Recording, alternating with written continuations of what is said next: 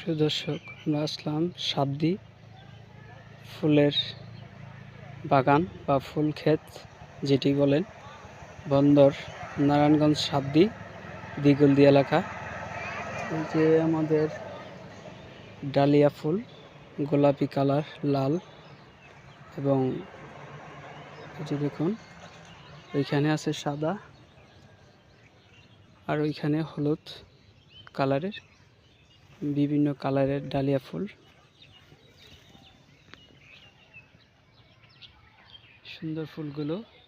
ওইখানে আছে সাদা, এই দেখুন সাদা, হলুদ, এটা হলো গোলাপি, গোলাপির মধ্যে সাদা।